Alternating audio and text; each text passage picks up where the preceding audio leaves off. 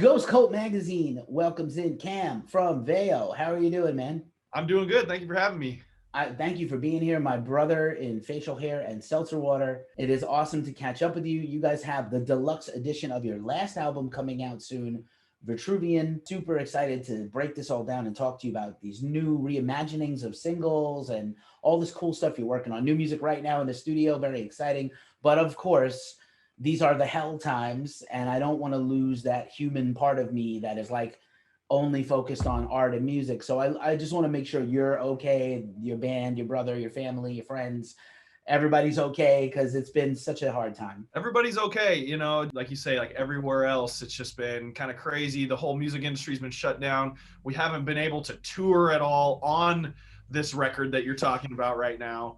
But everything's been for the most part good with all of us here. We're in Portland, Oregon. We had a crazy year in this city last year, on top of all the COVID stuff. But everybody's okay. I had a weird uh, fall winter time because I missed Thanksgiving and Christmas due to potential exposure to COVID. So I just kind of hung out at home, but I ended up feeling I was fine the whole time. So we're doing great out here and just looking to move forward pretty soon.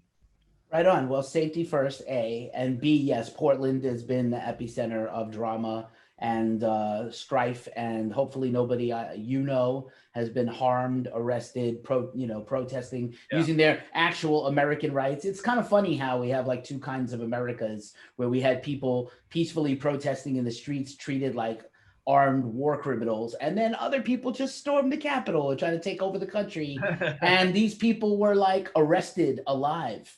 Yeah, Wow, just wow. And I'm not rooting for people to get hurt ever, sure. and I'm not happy that officers and military were harmed. That shit sucks. They were there to do the job and protect people, and we have this is a really insane, crazy time to be alive.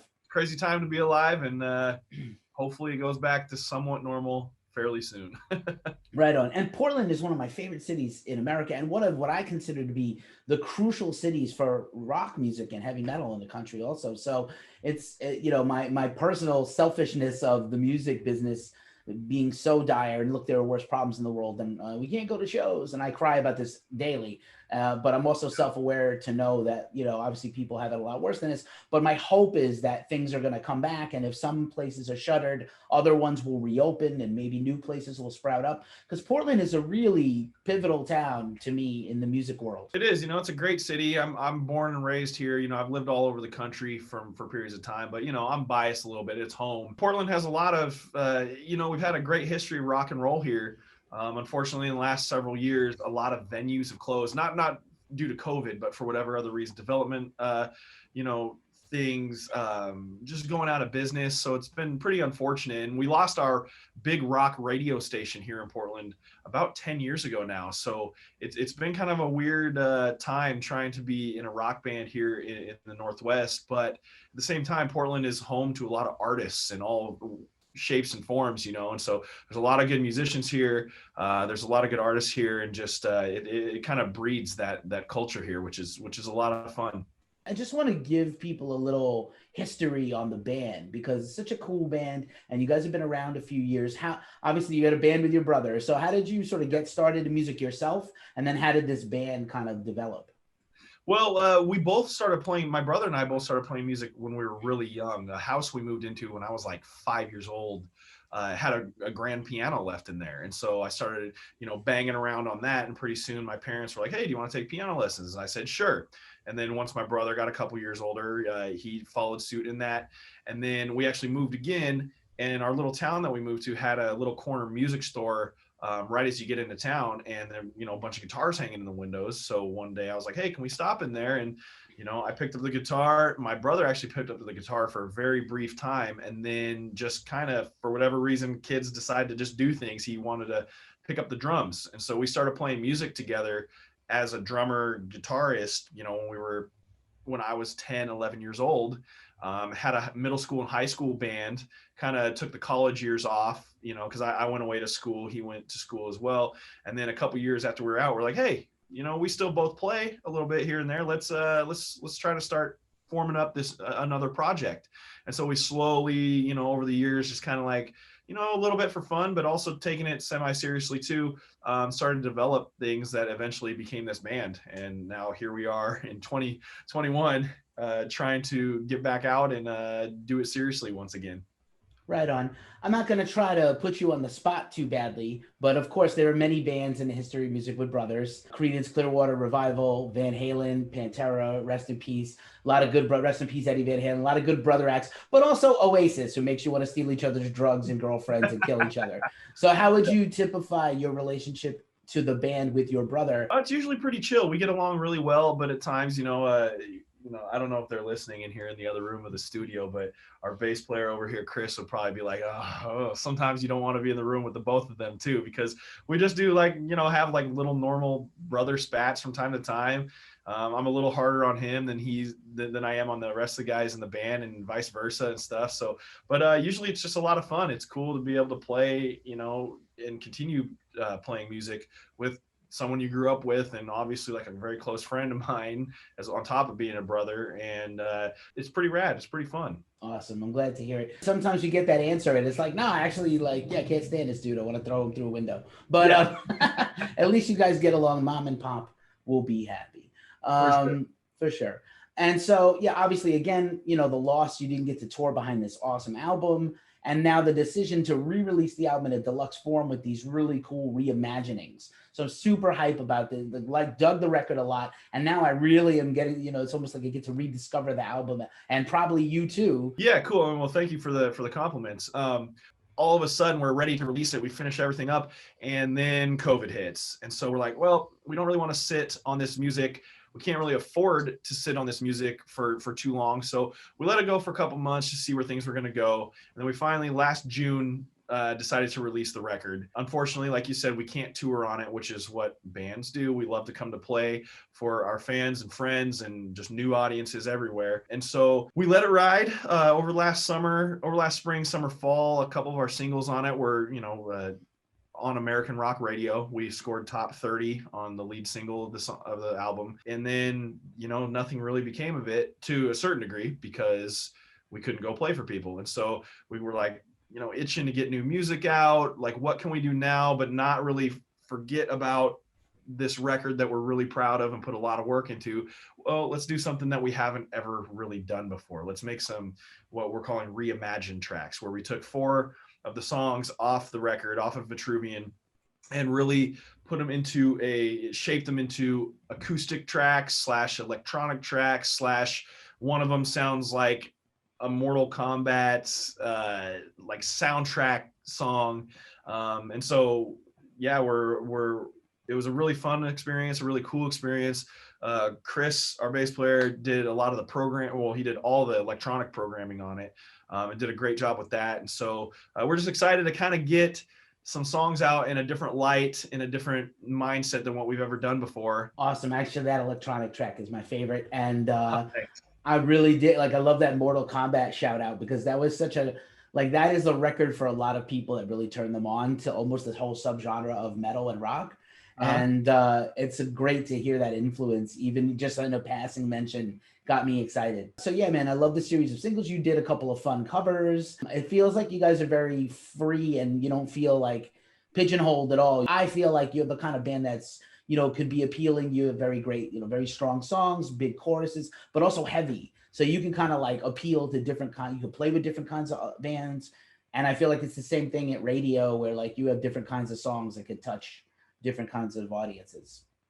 Yeah, we try to take an approach, we try to take a somewhat purposeful approach that kind of encapsulates everything you just said. We kind of consider ourselves a prog band.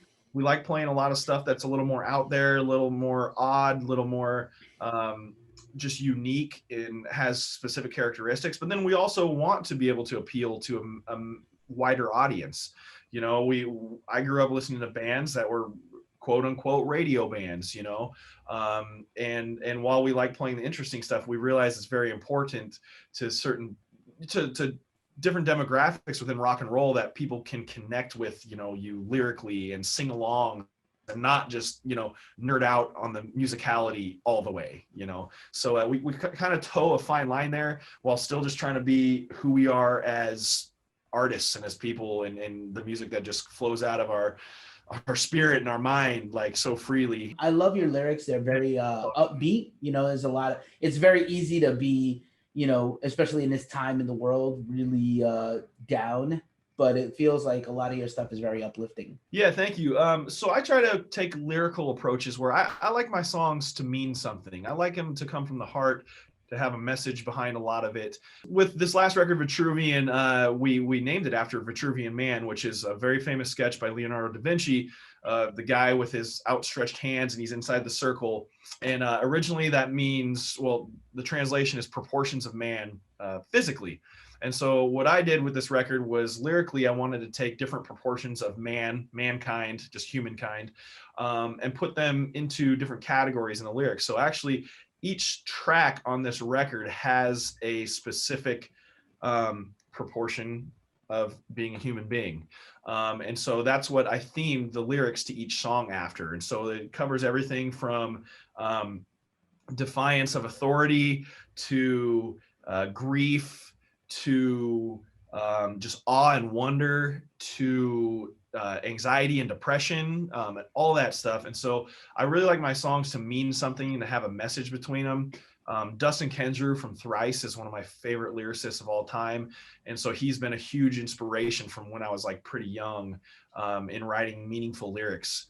And so, yeah, that's kind of the approach I take. And so this record, we feel, came out cool in terms of it's not really like a concept album, but part of it kind of is with labeling each song with a proportion of just being a human being and like just life experience. So you guys are in the studio right now working on new stuff. Do you guys have kind of a thought process? Is this going to be a new EP or another? Are you working toward a full length? What are you planning? Right now, things are kind of up in there. Actually, today we're actually working on another cover song that we're putting our own spin on, which has been a lot of fun to do. But we are working on new music as well, trying to get that out relatively soon. And so with the approach, we're just kind of writing as many cool songs as we can. And if it comes out as like, hey, these are the 5 best, let's put it out as an EP now. And then, you know, later on in the year, late in the year, if another 5 develop really well, we'll put out 2 EPs. Or if, you know, stuff's starting to come together really quick and we have a lot of songs that we feel are really strong and really good, we'll put out a full LP. So right now there's really no specific roadmap, but we got kind of some ideas on where we're going with stuff. And we have kind of a new sound developing for us right now as well that we're really excited about. So there's kind of like 2 different branches of it. So it might work out as 2 EPs in terms of like, you know, the kind of like feel and overall realm the music is going, but we'll see how it goes. We're excited. Right on. And then I love to always wrap up with a wild card question. So I have one for you today, which is, if you had one, what is the worst day job you ever had before you were in the music business? I haven't really had too bad of ones, but it was kind of a periodic job. It didn't happen all the time, but I was part of the security staff at the Rose Bowl in Pasadena for UCLA home football games. And not that that was a bad job, but it's weird being part of the staff where you actually have to face the stands the entire time. So like everybody else is there to enjoy this game, and it's live sports and it's a good atmosphere and it's sunny because you're in Southern California. And I'm sitting there in my yellow, whatever it was, CMC security jacket. And so like every time, you know, something would happen, the crowd cheers, everybody wants to go like this and check out what's going on, but we weren't allowed to do that. So not really a terrible job, but it was just like kind of a funky, weird thing, just working security at the Rose Bowl for one season, for one UCLA football season. So it was a different experience, that's for sure. Got you. Cam Byrd of Veio, man. I'm so glad we got to catch up and talk about Vitruvian Deluxe and all the things you guys have going on. I hope things clear up soon. You get out there and tour like you're supposed to. And the next time we see each other, it's in person and we do this again sometime. Yes, that would be fantastic. I would love that. And thank you for having me today.